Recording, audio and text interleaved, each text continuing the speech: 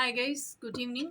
So இன்னைக்கு வீடியோவில் நம்ம என்ன பார்க்க போகிறோன்னா, ஓவரால் எனக்கு தெரிஞ்சு இப்போ ரீசண்டாக இது மே மந்த்தா, மார்ச், ஏப்ரல், மே. யூஸ்வலாக இந்த ஏப்ரல் வந்து ஸ்ப்ரிங்கு, ஈக்வினாக்ஸ் இதெல்லாம் சொல்லுவாங்க. ஏப்ரல் தானே சித்திரை. ஸோ எல்லார் ஊர்லேயும் இந்த மெயினாக நடக்கிற திருவிழாஸ், திருக்கல்யாணம் இதெல்லாம் நிறைய சித்திரையில் நடக்கும். ஆனால் எந்த வருஷமே நான் பார்த்த வரைக்கும் சித்திரை திருவிழாங்கிறது கோலாகலமாக இருக்கும், கொண்டாட்டமாக இருக்கும், பயங்கரமாக என்ஜாய் பண்ணுவோம், ஆட்டம் போடுவோம், குதியாட்டம் போடுவோம், தண்ணிக்குள்ளே இறங்கி விளையாடுவோம். This is all one side. ஓகேயா? ஸோ நாங்கள்லாம் சின்ன பிள்ளைங்களா இருந்தோம். அப்போது மீனாட்சிக்கும் சொக்கருக்கும் என்ன கதை சொல்லி கொடுத்தாங்களோ அந்த கதைகள் மட்டும்தான் எங்களுக்கு தெரியும். ஓகேயா? பிரியா விடைனா ஃபர்ஸ்ட் ஒய்ஃபு அப்படி இப்படின்னு அப்பா இந்த காலத்தில் சொல்லி கொடுத்த கதைகள் தான் தெரியும். அப்பா பெற்றவங்க எங்களுக்கு கதை சொன்னாங்க. இப்போ டேர்ன் அப்படியே ரிவர்ஸ் ஆகுது. ஓகேயா? அப்போது நாங்கள் இப்போ என்ன கதை சொல்லி கொடுக்குறோன்னா, சிவனும் சக்தியும் 5Dயில் இருக்காங்க. ஓகேயா? அப்போ சக்தி என்ன பண்றாங்க, Malayadhwaja Pandian what is doing, போய் சிவன் கிட்ட உருகி வேண்டுறாரு, இந்த மாதிரி என்னோட ராஜ்யத்தை எனக்கு அப்புறம் ஆள்றதுக்கு எனக்கு ஒரு வாரிசு இல்லை அப்படின்னு சொல்லிட்டு. அப்ப அசரீதியா சிவன் வந்து என்ன சொல்றாருன்னா, தி ஆல்மைட்டி சிவன் நம்ம ஏன் சொல்றோம்னா, நமக்கு தெரிஞ்சது புறா சிவன் தான். ஓகே, ஆல்மைட்டி அந்த அசரீதி என்ன சொல்றதுன்னா, யாகம் வள, அந்த யாகத்துல இருந்து உனக்கு வந்து உன்னோட ராஜ்யத்தை ஆள்றதுக்கு பெண் வாரிசு கிடைக்கும். அந்த குழந்தை பிறக்கும் போதே 3 மார்பகங்களோடு இருக்கும். தன்னுடைய துணையை அந்த பெண் குழந்தை பார்க்கும்போது அந்த 3வது மார்பு, நடுவில் இருக்கிற மார்பு மறைஞ்சு போயிடும்.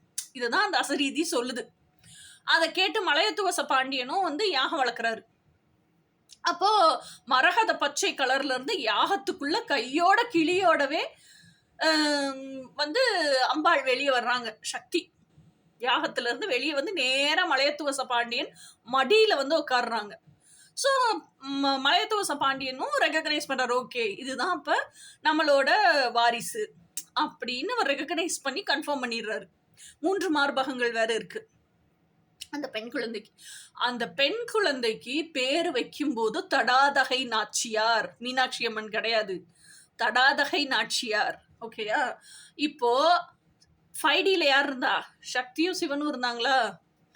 இப்போ சிவன் ஃபெமினைன், சக்தி ஃபெமினைன் பொலாரிட்டி என்ன ஆனாங்க, 3 டைமென்ஷனுக்கு வந்துட்டாங்க. அப்போ 5 டைமென்ஷன்ல யார் இருக்கா, சிவன் மட்டும்தான் இருக்கிறாரு. அப்போ சிவன் என்ன பண்றாரு, என்னால சக்தி இல்லாமல் இருக்கவே முடியல அப்படின்னு சொல்லிட்டு தான் இவர் என்ன செய்யறாரு, இவரும் 5 டைமென்ஷன்ல இருந்து 3 டைமென்ஷனுக்கு இறங்கி வர்றாரு. இவர் எங்க வந்தாரு, திபத்துக்கு, கைலாசத்துக்கு. அங்கதானே பசுபதி நாத்தா உட்காந்துருக்காரு, நேபாள், திபத். ஓகேயா? அங்க அவர் எப்படி பிறந்திருக்காருன்னா, பாகுபலியில எல்லாம் சொல்லுவாங்கல்ல, காலக்கிய அரசனா அவனை எதிர்த்து தானே சண்டை போடுறாங்க. அதான் அந்த அம்மா சொல்லுது, ரம்யா கிருஷ்ணன், அவனோட கண்ணு வாயெல்லாம் கழுகுகளுக்கும் பருந்துகளுக்கும் இரையாகட்டும்னு. அந்த காலக்கியன் எப்படி இருக்கான், அந்த மாதிரி ரேஞ்சில் தான் ஆக்சுவலா அவர் திபத்துல ஒரு ராஜாவா, எப்படி சொல்றது, பூதகணங்களுக்கு, ஹியூமன் பீயிங்ஸுக்கு, அனிமல்ஸுக்கு எல்லாத்தையுமே ஆளும் ராஜாவா அங்க இருக்கிறாரு. ஓகேயா? அப்ப அவர் திபத்துக்கு வந்தாச்சா. இவர் என்ன செய்யறாரு, இவருக்கு ஆனா அந்த மெமரிஸ் மறையவே இல்லை. என்ன மறையவே இல்லை அப்படின்னா, தன்னோட அந்த ஒரு ட்ரீம் கேர்ள் ஃபெமினைன் இருந்ததையும், அந்த ஃபெமினைன் இவ்வளோ பிரேவா இருக்கணுங்கிறதையும், ஏன்னா அந்த ராஜாவே எப்படி இருக்காரு, சிவனே அந்த காட்டுவாசி ராஜாவா தான் இருக்காரு, பயங்கர போல்ட் அண்ட் பிரேவா இருக்காரு. அவருக்கு ஏற்ற மாதிரி அந்த பொண்ணும் போல்ட் அண்ட் பிரேவா இருக்கணும்னு நினைக்கிறாரு. ஓகே, ஆனால் ரொம்ப அழகா இருக்கணும்னு நினைக்கிறாரு. ஸோ இந்த மாதிரிலாம் அவர் கற்பனை வச்சிருக்காரு. அந்த கற்பனைக்கான உருவத்தை தான் அந்த கேரக்டரிஸ்டிக்ஸ் வச்சு, அதாவது எப்படின்னா பிசிக்கல் உருவத்தை வச்சு இல்லை, கேரக்டரிஸ்டிக்ஸை வச்சு பவ்யமா இருக்கும், ரொம்ப பெண்மையோட இருக்கும், ரொம்ப மென்மையா ஃப்ரெஜைலா இருக்கக்கூடிய பொண்ணு, ரொம்ப எமோஷனலா சென்சிட்டிவான பொண்ணு, ஆனா போல்டா இருக்கக்கூடிய பொண்ணு, ரொம்ப இன்டெலிஜென்ட், இதெல்லாம் கேரக்டரிஸ்டிக்ஸ் தானே. இதைத்தானே சாமுத்திரிகா லட்சணம்னு சொல்றோம். இதை வச்சு குட்டியா ஒரு செலவடிக்கிறாருப்பா. இதுதான் என்னோட ட்ரீம் கேர்ள் அப்படின்னு சொல்லிட்டு, என் ஹார்ட் ஸ்பேஸ்க்குள்ள இருக்கிற ட்ரீம் கேர்ள் அப்படின்னு சொல்லிட்டு, அதுதான் பிரியாவிடை அப்படின்னு இப்ப கதை சொல்லி கொடுக்குறோம் நாங்க எங்க பேரண்ட்ஸுக்கு. ஓகேயா? அப்ப பிரியாவிடைய செஞ்சுட்டாரா, தேடிக்கிட்டே திரியிறாரு, இந்த பிரியாவிடை எங்க பிறந்திருக்கு பூமியில அப்படின்னு. அப்ப இந்த அம்மா என்ன பண்ணுது, தடாதகை நாச்சியார். தடாதகைனா என்ன அர்த்தம்? போர்களில் வெற்றி கொள்பவள்னு அர்த்தம். கீழே குமரி முனையிலிருந்து இமயம் வரைக்கும் பிடிச்சிருச்சு அந்த அம்மா. ஆட்சி ஃபுல்லா ஆட்சி நடக்குது, அந்த அம்மா ஆட்சி தான் நடக்குது. மதுரையில மட்டும் மீனாட்சி ஆட்சி இல்ல, அப்போ மொத்த இந்தியா பாரதமுமே மீனாட்சி ஆட்சி கீழே இருக்கு. ஓகேயா? அப்ப மேல திபத்துக்கு போய் பிடிக்கிறதுக்கு போகுது, அந்த ஊர் ராஜாட்ட சண்டை ஓடுறதுக்கு போகுது. அப்பதான் பாத்துருது, அவரும் நோக்கினால் அண்ணலும் நோக்கினால். ஏற்கனவே அசரீதி சொல்லிட்டு போயிருக்குல்ல, 3வது மார்பு மறைஞ்சு போயிருதுன்னு. அதனால என்னது, இந்த ராஜாவை பார்த்தாலே அந்த அம்மாக்கு 3வது மார்பு மறைஞ்சு போயிருது. அதனால என்ன சொல்றது, அந்த அவங்க ஐடென்டிஃபை பண்ணிக்கிறாங்க. ஸோ இந்த பர்சன் தான் நம்ம ஹஸ்பண்டா வர போறாரு அப்படின்னு அவங்க ஐடென்டிஃபை பண்ணிடுறாங்க. ஓகேயா?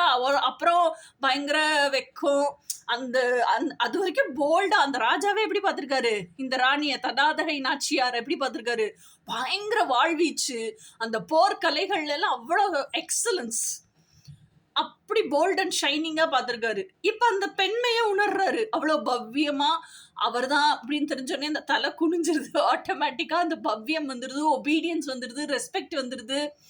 அப்ப அவர் கையில வச்சிருக்காருல ஒரு சிலை, பிரியாவிடை, அந்த சிலைக்கான கேரக்டரிஸ்டிக்ஸ் எல்லாம் இந்த பிசிக்கல் ஃபெமினைன்ட்ட அவர் பாக்குறாரு, அவரும் கன்ஃபார்ம் பண்ணிடுறாரு. ஓகேயா? சோ இது ஒரு பக்கம். இதுக்கிடையில சின்ன வயசுல இருந்து மீனாட்சி, அதாவது இந்த தடாதகை நாச்சியாரை வளர்த்திருப்பாங்கல்ல, காஞ்சனமாலா, மலையத்துவச பாண்டியனுடைய மனைவி, அவங்க பயங்கர, இன்னும் அவங்களுக்கு கோயில் இருக்குங்க, அவங்க முக்தி அடைஞ்ச இடம்லாம் இருக்கு. அவங்க முக்தி அடைகிறதுக்காக சிவன் மருமகன் ஆயிட்டார்ல கல்யாணத்துக்கு அப்புறம். மலையத்துவச பாண்டியன்லாம் இறந்து போயிடுறாரு. இது ஒரு பிட் ஸ்டோரிக்குள்ள ஸ்டோரி, ஜஸ்ட் 2 minutes கேளுங்க.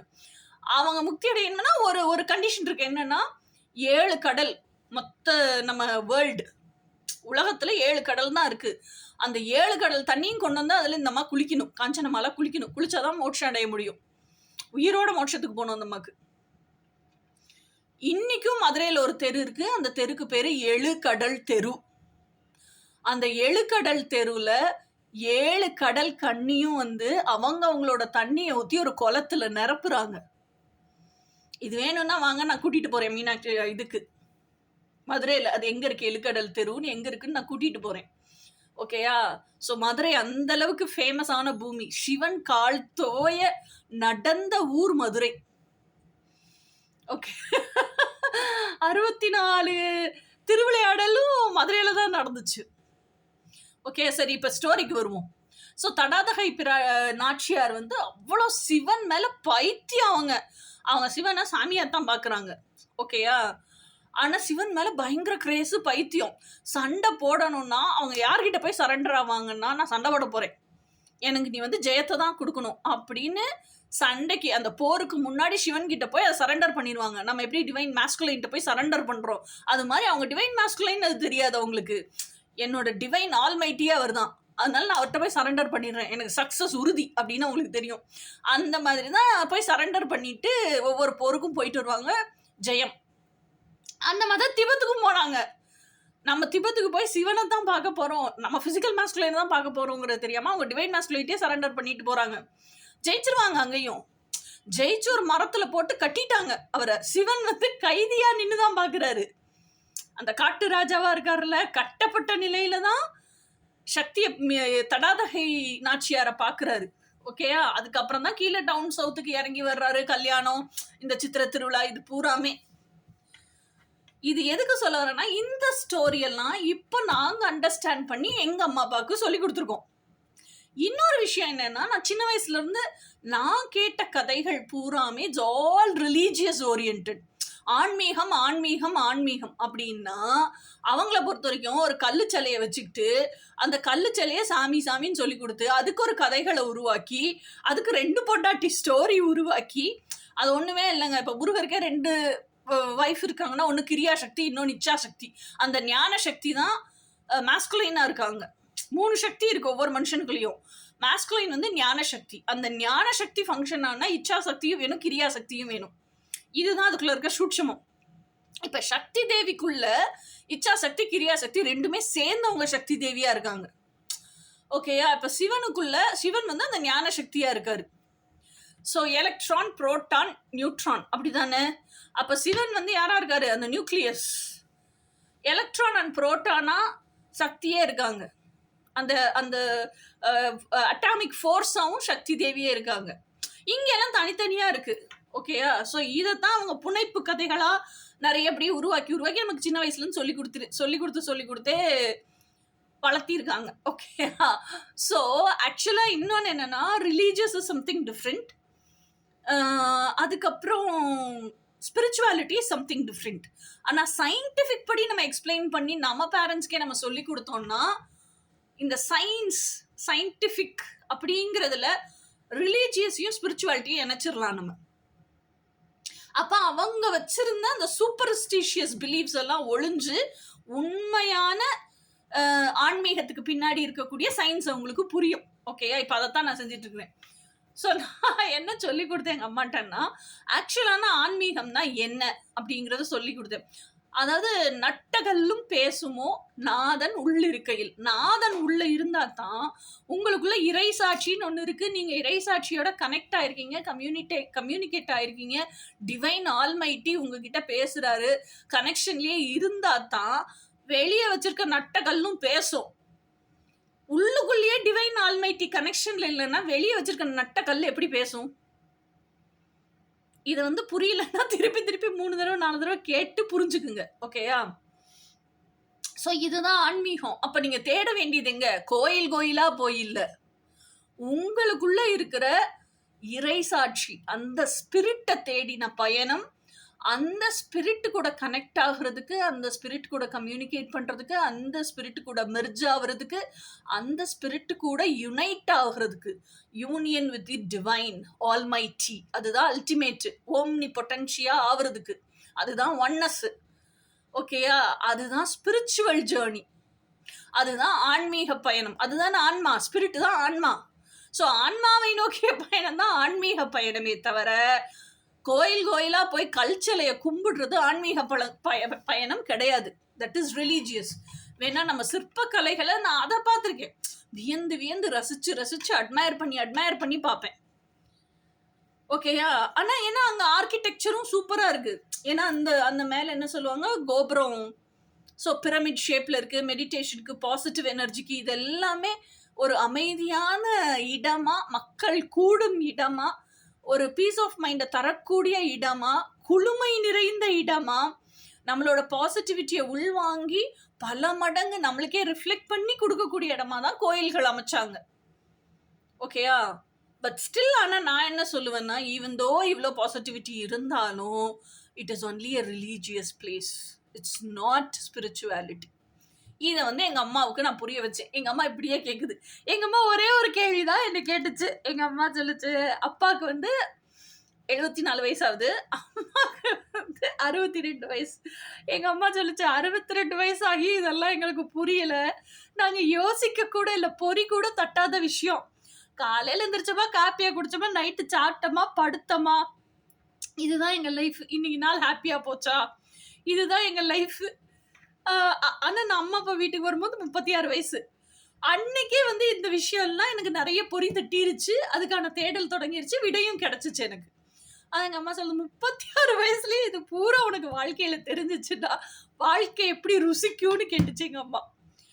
ஸோ ஆனா நான் இப்போ என்ன ரியலைஸ் பண்றேன், என்ன ஃபீல் பண்றேன் அப்படின்னா, there is a big breakthrough in energy shift. மொத்த உலகத்திலேயே அது நடக்குது. Not only in India, not only in this geographical grid. Tamil Nadu மதுரையில, இல்ல பக்கத்துல இருக்கிற கேரளாலேயோ, இல்ல எப்படி சொல்றது, ஒரு திருநெல்வேலியிலயோ இல்ல ஒரு தெலுங்கானாலயோ இல்ல ஒரு ஹைதராபாத்லயோ இல்ல all over India there is a big எப்படி சொல்றது அப்படி அப்படி ஸ்பிரிச்சுவல் வே வந்து அப்படி எக்ஸ்ப்ளோர்ட் ஆச்சுன்னா எப்படி இருக்கும் அந்த மாதிரி இருக்கு இந்த பிரேக் த்ரூ ஷிஃப்ட். ஸோ அவேக்கனிங்கே அவ்வளோ ஆக்சிலரேட்டிங் ஸ்பீட்ல அவ்வளோ க்ரோத் நடக்குது அப்படின்னு எனக்கு தோணுது. ஸோ அந்த யூனிவர்ஸ்ல இருக்கக்கூடிய எனர்ஜி லைன்லயே ஷிஃப்ட் இருக்கு. ஸோ இதை இப்போ நான் நிறைய ரியலைஸ் பண்றேன். ஏன்னா இப்போ நான்லாம் வந்து மில்லினியல்ஸ் 80s கிட்ஸ். எனக்கு அடுத்து எங்க அக்கா பசங்க இவங்கெல்லாம் வந்து ஜென்சி 2000 2K கிட்ஸ் அவங்கெல்லாம். ஓகேயா? ஸோ அப்போ என்ன ஆகுது அப்படின்னு சொன்னால் அவங்கெல்லாம் இப்போ நம்ம சொல்லக்கூடிய இந்த சயின்டிஃபிக்கான ரீசன் ஆன்மீகம் வேற ஸ்பிரிச்சுவல் அதாவது ரிலீஜியன் வேற ஸ்பிரிச்சுவாலிட்டி வேறங்கிறதெல்லாம் ரொம்ப நுண்ணிப்பாக மைன்யூட் டீட்டெயில்ஸ் நூப்பன் கார்னர் டீட்டெயில்ஸ்ன்னு சொல்லுவாங்க அந்த மாதிரி கவனிக்கிறாங்க, உள்வாங்கவும் செய்கிறாங்க, அதை ப்ராக்டிஸ் பண்ணவும் செய்கிறாங்க. லைஃபே டிஃப்ரெண்ட் ஆஸ்பெக்டில் டிஃப்ரெண்ட் பெர்ஸ்பெக்டிவ்ல பார்க்க ஆரம்பிச்சிருக்காங்க. சொல்லித்தரத்துக்கு கைடன்ஸ் பண்ணுறதுக்கு ஆள் இருந்தால் அதை பிடிச்சிக்கிட்டு மேலே ஏறுறதுக்கு அவங்க தயாராக தான் இருக்காங்க, ரெடியாக தான் இருக்கிறாங்க.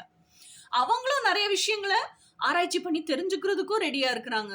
ஸோ அப்போ இந்த தலைமுறையே மாறுது, சிந்தனை பண்ணுற விதமே மாறுது, அதே மாதிரி ஒரு விஷயத்தை பார்க்கும் கோணமே மாறுது, அதுக்கான பாசிட்டிவ் வைப்ரேஷனும் பிரபஞ்சத்தில் மாறுது. ஸோ இந்த ஷிஃப்ட் இந்த சேஞ்சஸ் அதாவது என்னோட ஹாஃப் ஸ்ப்ரிங்ஸ் பேசிக்கிற விதம், என்னோட ஹாஃப் ஸ்ப்ரிங்ஸ் நுட்பமாக ஒரு விஷயத்த அனலைஸ் பண்ணுறதோ அதை ப்ராக்டிக்கலாக அப்ளை பண்ணி பார்க்குறதோ நான் வந்து ரொம்ப வியந்து பார்க்குறேன். இட்ஸ் அ வாஸ்ட் ஜெனரேஷனல் கேப்பான்னு தெரியல, but there is a vast change. So அந்த ஷிஃப்ட் கலெக்டிவ் எனர்ஜி எப்படின்னாலும் இருக்கும்ல பிரபஞ்சத்தில். ஸோ எனக்கு அதை தான் தோணுச்சு. ஸோ அது அந்த பிரேக் த்ரூக்கான ரீடிங் கண்டிப்பாக நம்ம ஒரு ரீடிங் போடணும்னு தோணுச்சு, தனியாகவே ஒரு பெரிய ரீடிங்காகவே போடணும்னு தோணுச்சு. அதை பார்ப்போம். இப்போ நம்ம பார்க்க போகிறது வந்து அப்கமிங் 48 to 72 ஹவர்ஸில் என்னெல்லாம் சேஞ்சஸ் நடக்க போகுது. இன்னொன்று love and relationship, career and finances, உங்கள் ப்ரெசன்ட் சுச்சுவேஷன்ஷிப் இதில் எல்லாம் எப்படி இருக்க போகுது, எப்படி அமைய போகுது அதையும் பார்ப்போம். ஓகேயா? ஸோ ஃபஸ்ட்டு ஜென்ரலாக அப்கமிங் 48 to 72 ஹவர்ஸில் என்னெல்லாம் நடக்க போகுது அப்படிங்கிறத ஒரு ஜென்ரல் வியூ பார்ப்போம்.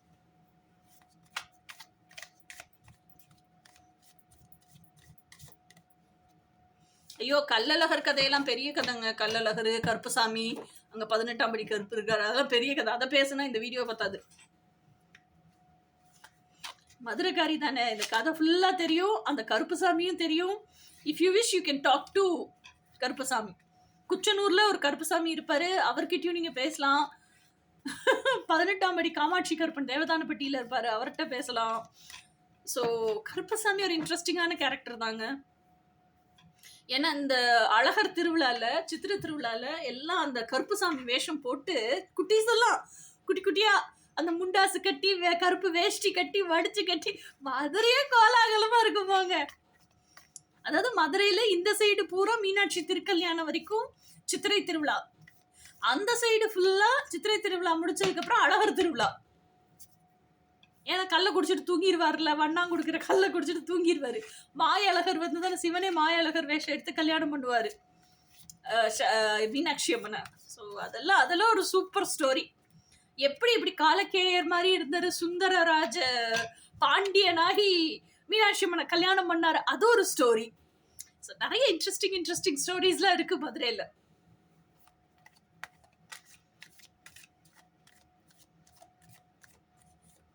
காஞ்சனமாலா அம்மா கதை அது ஒரு டிஃப்ரெண்ட் ஸ்டோரி, அது ரொம்ப நல்லா இருக்கும், இன்ட்ரெஸ்டிங் ஸ்டோரி.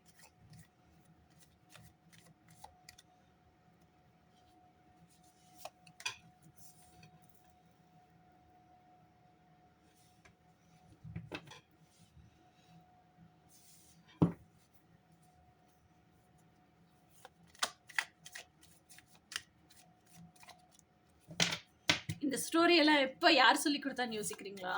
மீனாட்சி அம்மன் கோயிலில் டிக்கெட் வாங்கிட்டு க்யூவில் நின்றுப்போம். எப்படினாலும் நீங்கள் டிக்கெட் வாங்கினாலும் க்யூவில் 1 மணி நேரமாக நின்று தான் பார்க்க முடியும். பேசுறதுக்கு கதை வேணும்ல, இதெல்லாம் எங்கள் அம்மா சொல்லி கொடுத்த கதை. எங்கள் அம்மா சொல்லி கொடுத்தாங்க, ஆனால் அதுலேருந்து நமக்கு ஒரு ஆங்கிளில் புரியும்ல, அந்த மாதிரி புரிஞ்ச கதையும் கூடன்னு வச்சுக்கோங்க.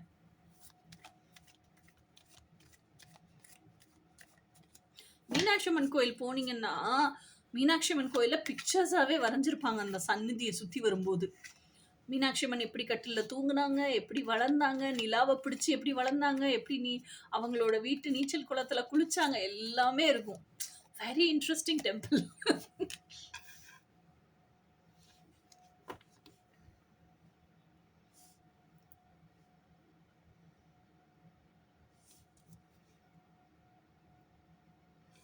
நம்ம வீரமங்கை வேலுநாச்சியார பேசுறோம் முதல் அரசின்னு. பெண் அரசி முதல் அரசி நம்ம மீனாட்சி அம்மன் தான்.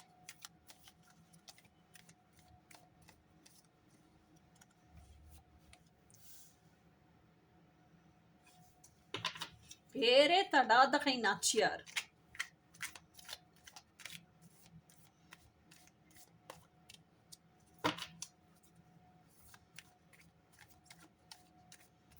ஸோ நெக்ஸ்ட் 48 to 72 hours என்னெல்லாம் நடக்க போகுது, என்ன ஷிஃப்ட் வருது, நமக்கு என்னெல்லாம் பிரபஞ்சம் சொல்லுது, இதெல்லாமே பார்ப்போம்.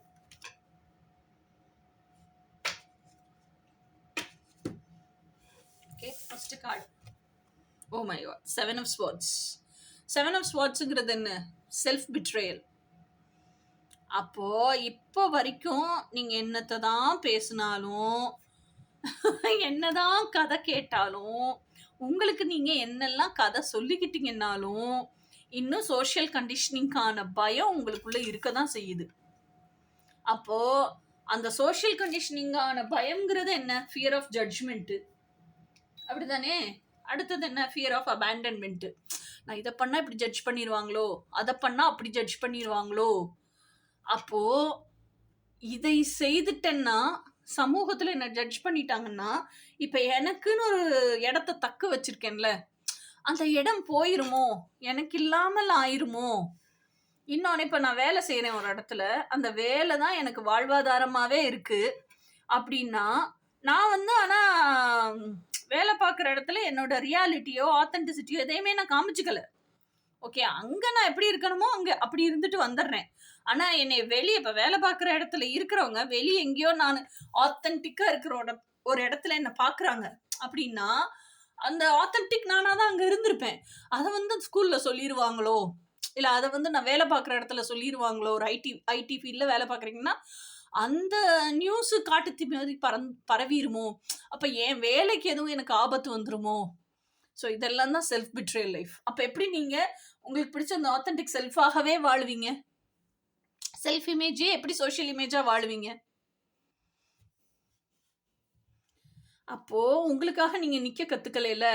அப்போ அந்த ஐடி நிறுவனத்துலேயோ இல்லை நீங்கள் வேலை பார்க்குற இடத்துலையோ எங்கேவா இருந்தாலும் S that is who I ஆம் அப்படி தானே இருக்கணும் நீங்கள்.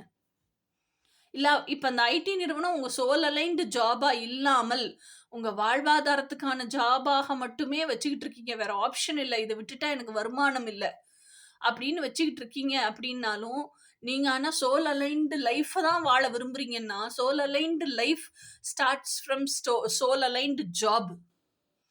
அப்போ பிரபஞ்சமே அதை மாற்றி அமைக்க தானே செய்யும்.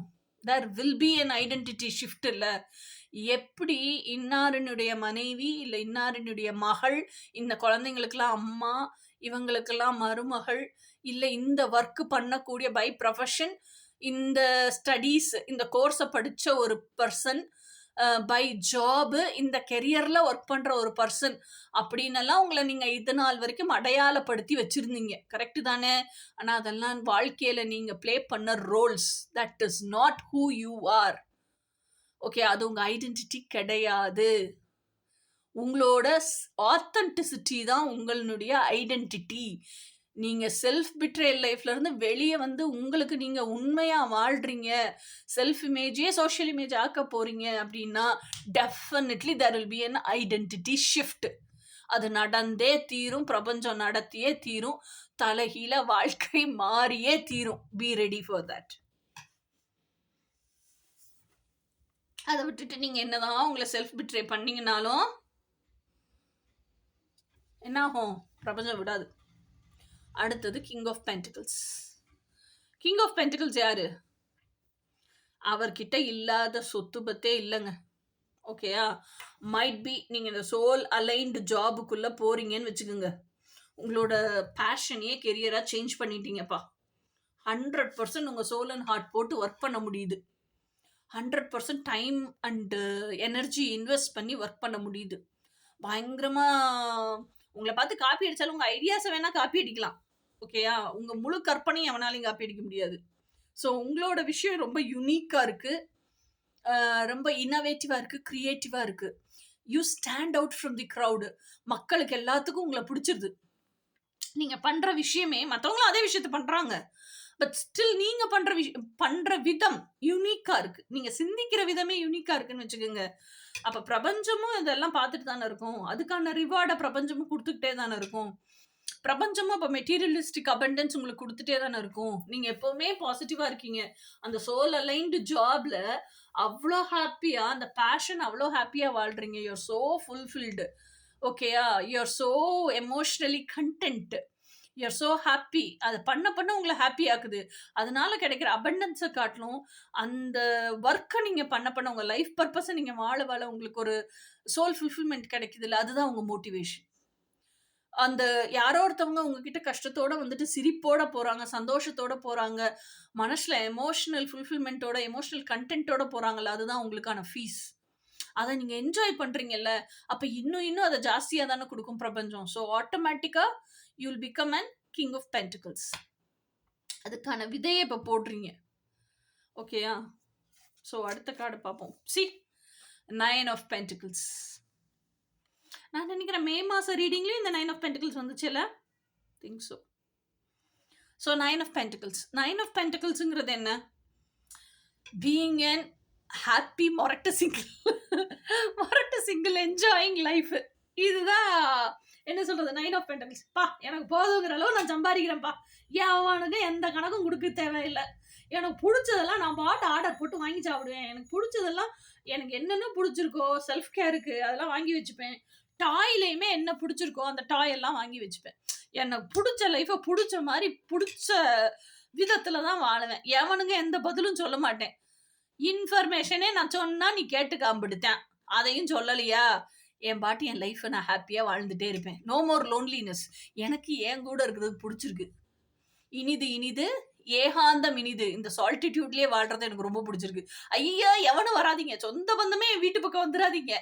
I'm so happy being myself. நீ வந்தா காப்பி போட்டணும், சோறாக்கணும், குழம்பு வைக்கணும், நானா இருந்தா சுகில ஆர்டர் போட்டு சாப்பிடுவேன். நீ எல்லாம் யாரும் வராதிங்க. இதுதான் 9 ஆஃப் பென்டிகல்ஸ். 9 of pentacles. ஓகேயா? ஸோ எனக்கு பிடிச்சத நான் ஹாப்பியா வாழ்றேன். ஓகேயா? வீட்டில் பின்னாடி பக்கம் இருக்கு. ஓகே, கொல்லை பக்கம் இருக்கு. அதுல நல்லா அழகா 4 படி போட்டு கொடுத்துருக்காங்க ஓனரு. இல்லை சொந்த வீட்டில் இருக்கீங்க, படிக்கட்டு இருக்கு, நல்ல ஒரு வேப்ப மரம் இருக்கு, கிளியெல்லாம் கூடு கட்டி வச்சிருக்கு. சாயங்காலம் ஆகுது, கிளியெல்லாம் அடையிறதுக்கு வருது, வேப்ப மரத்து காத்து சூப்பரா அடிக்குது. காப்பியை போட்டோமா, அந்த படிக்கட்டுல உட்காந்து ரசிச்சு ஆறாமரம் குடிச்சோமா, குடிக்க நிலா வந்துச்சா, நிலா கூட பேசணுமா. இது வாழ்க்கை. இதை விட்டு போட்டு எப்ப பாரு டீ எப்போடு காப்பி எப்போடு, நைட்டுக்கு டின்னர் என்ன, சாப்பாடு என்ன, குழம்பு என்ன, சட்னி என்ன, வேற வேலை வெட்டியே இல்லையா அவங்களுக்கு? எனக்கு இந்த லைஃப் வேணாம்ப்பா. அதுதான் அந்த 9 ஆஃப் பென்டிகல்ஸ். ஓகே, ஸோ அதுவுமே it's happening in upcoming. You are realising அந்த சால்டிடியூடோட வேல்யூ. நானா அந்த வாழ்க்கையை வாழ்ந்தேன்னா எவ்வளோ ஹாப்பியா இருப்பேன், எனக்கு அதுதான் பிடிச்சிருக்கு அப்படிங்கிறது அந்த realisation. Okay, that is happening within 48 to 72 hours. அடுத்தது knight of swords. Knight of swords. ஸ்வார்ட்ஸ்னா என்ன? உண்மைத்தன்மை, சிந்தனை. நைட் எல்லாம் யாரு? ஜாக்கி. ஓகேயா? ஸோ அப்போ மின்னல் வேக ஃபாஸ்ட்ல வந்துட்டு இருக்காங்க நம்மளை நோக்கி, ஏதோ ஒரு தகவல் எடுத்துக்கிட்டு.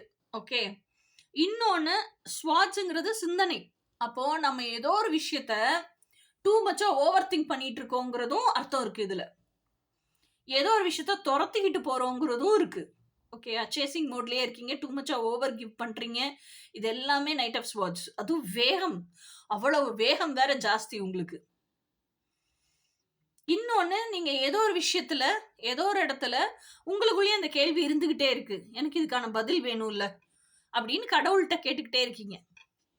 அப்ப அந்த பதிலும் மின்னல் வேக ஃபாஸ்ட்ல உங்ககிட்ட வருது, உங்களை நோக்கி வருது. அதை ரிசீவ் பண்றதுக்கு என்ன சொல்றது? என்னமோ வந்து உங்கள ஹிட் பண்ணுதுன்னு தெரியுது. ஆனா என்னன்னு உங்களுக்கு புரியல. அத உட்காந்து அமர திங்க் பண்றதுக்கு கூட டைம் இல்ல. ஸோ அந்த நைட்ல பெட்ல ஏறுனதுக்கு அப்புறம் தான் ஏதோ ஒரு விஷயம் நம்மள நோக்கி வந்துச்சுல்ல, அப்படின்னு பயங்கரமா தீவிரமா இந்த ஓவர் திங்க் பண்றீங்கல்ல, அதெல்லாம் மூட்டை கட்டி வச்சுட்டு, நிஜமான சிச்சுவேஷன் என்னவோ அத திங்க் பண்ணி, ரியலைஸ் பண்ணி புரிய ஆரம்பிக்கிறீங்க. புரிஞ்சதுக்கு அப்புறம் தான அக்செப்டன்ஸ். இப்பதான் புரியவே ஆரம்பிச்சிருக்கீங்க. That is knight of swords. அடுத்தது டெத் கார்டு. டெத் கார்டு என்ன? Complete transformation. Death of your old self and rebirth of your better version. So இதெல்லாமே நடந்துருச்சுன்னு வச்சுக்கோங்களேன். அப்போ என்ன ஆகும்? ஆட்டோமேட்டிக்காக அந்த டிரான்ஸ்ஃபர்மேஷன் ஷிஃப்ட் நடந்தே தீரும். ஒரு விஷயம் நமக்கு தெரிஞ்சிருச்சுன்னு ஆன விஷயத்த இது தெரியவே தெரியாதுன்னு ஆக்கவே முடியாது. கரெக்ட் தானே? இன்னொன்னு நாலேஜா கூட நம்ம என்னத்தையோ பார்த்துருக்கோம், விட்னஸ் பண்ணியிருக்கோம். யூடியூப்லயோ இன்ஸ்டாலயோ வீடியோவா பார்த்துருக்கோம். அப்படின்னா கூட அது ஏஐயா இருக்கலாம், இல்ல ஏதோ சும்மா எடுத்திருக்கலாம், இல்ல படம் மாதிரி ஷூட் பண்ணியிருக்கலாம். இப்படி கூட நினைக்கிறதுக்கான சான்ஸ் இருக்கு. ஆனா நம்ம லைஃப்லயே ஒரு விஷயம் நடந்திருக்கு. நம்மளே அதை எக்ஸ்பீரியன்ஸ் பண்ணியிருக்கோம், விட்னஸ் பண்ணியிருக்கோம். உள்ளுணர்வா அதை வந்து என்ன சொல்றது, அனுபவிச்சிருக்கோம். அந்த உணர்வு எப்படி இருக்கும்னு நமக்கு தெரியும். ஆனா அடுத்தவங்களுக்கு எக்ஸ்பிளைன் பண்ண முடியல அப்படின்னா கூட, அந்த உணர்வு உங்களுக்கு உண்மையானது. நீங்க விட்னஸ் பண்ணியிருக்கீங்க லைவா. அதை இல்லன்னு ஆக்க முடியுமா? முடியாதுல்ல. அந்த மாதிரி தான் இந்த டிரான்ஸ்ஃபர்மேஷனும். Okay, so you're transforming for the best, you're transforming for the better. So இந்த டிரான்ஸ்ஃபர்மேஷன் ரொம்ப அவசியமானது இப்ப இருக்க ப்ரெசன்ட் சுச்சுவேஷனுக்கு. ஸோ அதனால பிரபஞ்சம் இந்த மாற்றங்களை எல்லாம் உங்களுக்கு கொடுக்குது. ஸோ லவ் அண்ட் ரிலேஷன்ஷிப் அப்படிங்கிறதுல பார்க்கலாம். நெக்ஸ்ட் அப்கமிங் 48 to 72 ஹவர்ஸ்ல என்னெல்லாம் சேஞ்சஸ் வருது, லவ் அண்ட் ரிலேஷன்ஷிப்ஸ்ல நமக்கு பர்டிகுலரா என்ன மெசேஜ் கிடைக்குதுன்னு பார்க்கலாம்.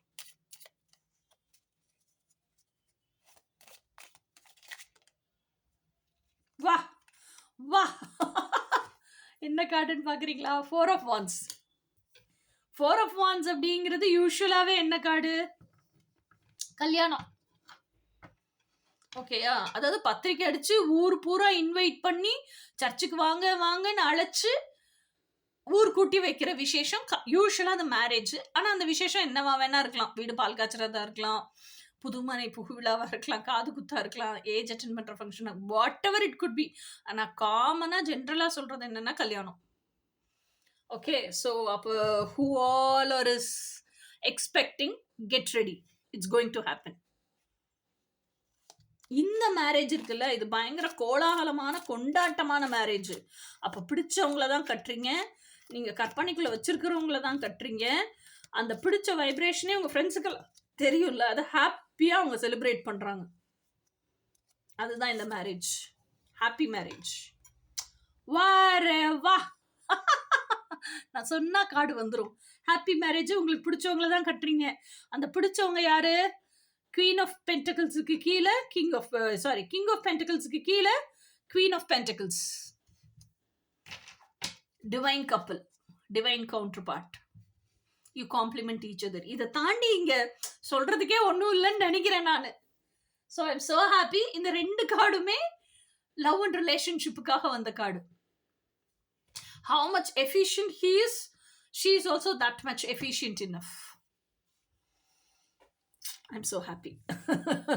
சரி, இப்போ வந்து மணி அண்ட் ஃபினான்ஸ், அதாவது ஃபினான்ஸ் அண்ட் கெரியர் பார்ப்போம் எப்படி இருக்குன்னு சொல்லிட்டு. நெக்ஸ்ட் அப்கமிங் 48 to 72 ஹவர்ஸுக்கு money and career.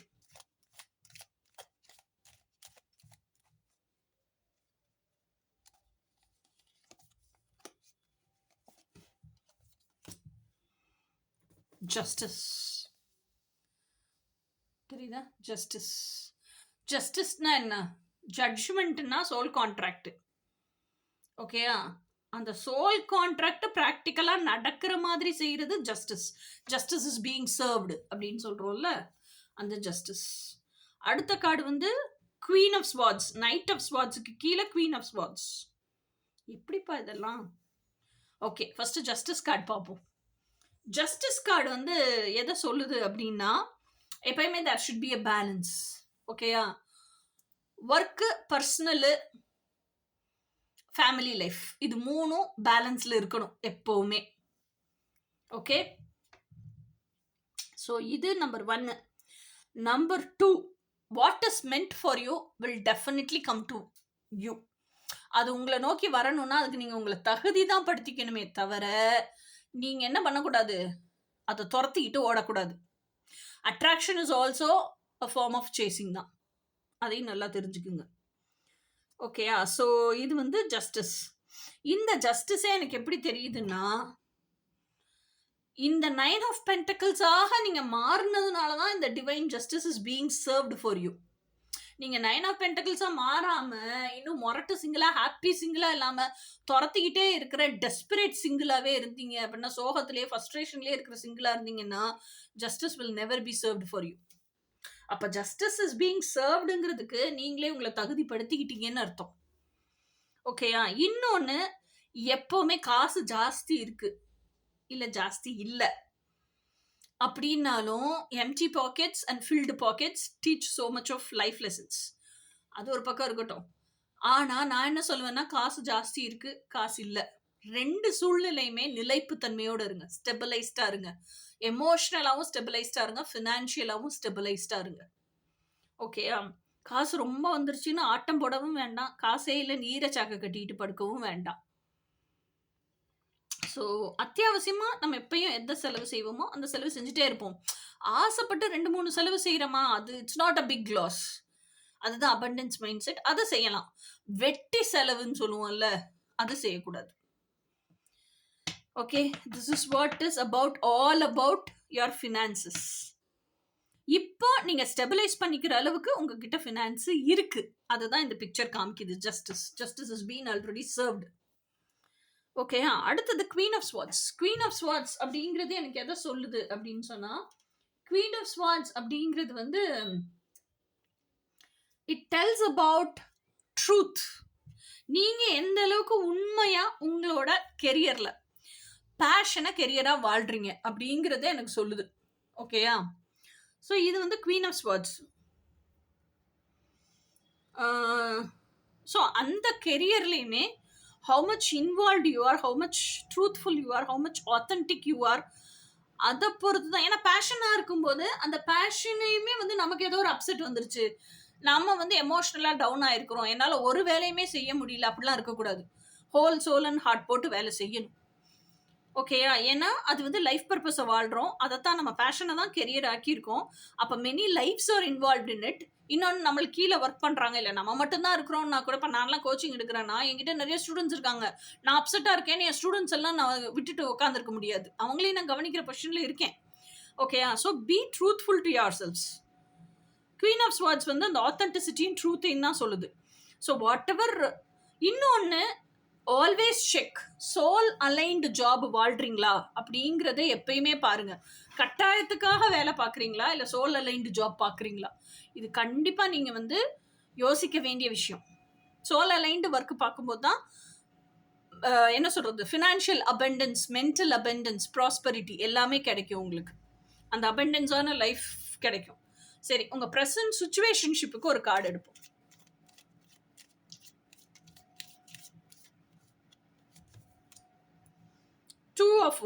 Two of வான்ஸ்ங்கிறது என்ன? Path of chosen. அப்போ ஆல்ரெடி நீங்கள் வந்து உங்கள் பாதையை செலக்ட் பண்ணிட்டீங்க, சூஸ் பண்ணிட்டீங்க.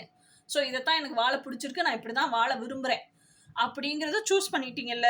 அப்போ அதுக்கான ஆக்ஷன் எடுக்கணும்ல, அதை வாழணும்ல நீங்கள். அப்போ வாழணும்னா ஆக்ஷன் எடுக்கணும்னா என்ன அர்த்தம்? அந்த வாழ்க்கைக்கு உங்கள் ட்ரீம் லைஃப்பை ரியாலிட்டியில் வாழ்கிறதுக்கான அலைன்மெண்ட்டுக்கு வரணும். அட்ராக்ட் பண்ணக்கூடாது. நான் ஒரு வீடியோவே போடலான்னு நினச்சிட்டு இருக்கேன். அலைன்மெண்ட்னா என்ன, அட்ராக்ஷன்னா என்ன, அட்ராக்ட் பண்ணுறது அப்படின்னா என்ன, போத் ஆர் 2 டிஃப்ரெண்ட் திங்ஸ். அதுவே டிஃப்ரென்ஸ் தெரிய மாட்டேங்குது. ஸோ அலைன்மெண்ட்டுக்கு தான் வரணும். ஓகேயா? ஸோ எனக்கு பாத் ஆஃப் சோசன் இருக்குது. என்னோட ட்ரீம் லைஃப்பை தான் நான் ரியாலிட்டியில் வாழ ஆசைப்படுறேன். I don't want to live social condition life. இதுதான் உங்கள் ப்ரெசன்ட் சிச்சுவேஷன்ஷிப். Decision made, path chosen. ஓகேயா? அப்போ அதுக்கான அலைன்மெண்ட்டுக்கு வாங்க. அதுதான் நீங்கள் எடுக்க வேண்டிய next immediate action, next step. அலைன்மெண்ட்டுக்கு எப்படி வர்றதுன்னு தெரியலன்னா நிறைய ஆர்டிகல்ஸ், வீடியோஸ் எல்லாம் பார்த்து தெரிஞ்சுக்குங்க. Law of attraction is different, alignment is different. அதாவது லா ஆஃப் இந்த அலைன்மெண்ட்டுங்கிறது it's something related to resonance. Resonance இருந்தால் தான் லா ஆஃப் வைப்ரேஷன் வேலை செய்யும். லா ஆஃப் வைப்ரேஷன் வேலை செஞ்ச அப்புறம் தான் லா ஆஃப் அட்ராக்ஷன். ஓகேயா? So both are two different things. இதை பற்றி டீட்டெயில்டாக ஒரு தனி வீடியோவாகவே பேசுவோம். So this is what is going to happen in your life for next 48 to 72 hours. Okay, இதெல்லாம் ஜென்ரலைஸ்டு. இது வந்து உங்கள் லவ் அண்ட் ரிலேஷன்ஷிப், இது வந்து உங்களோட ஃபினான்ஸ் அண்ட் கெரியர், இது வந்து உங்கள் ப்ரெசன்ட் சிச்சுவேஷன்ஷிப். ஓகே கைஸ், இது மாதிரி வேற ஒரு இன்ட்ரெஸ்டான ரீடிங்கில் பார்ப்போம். Until then, bye.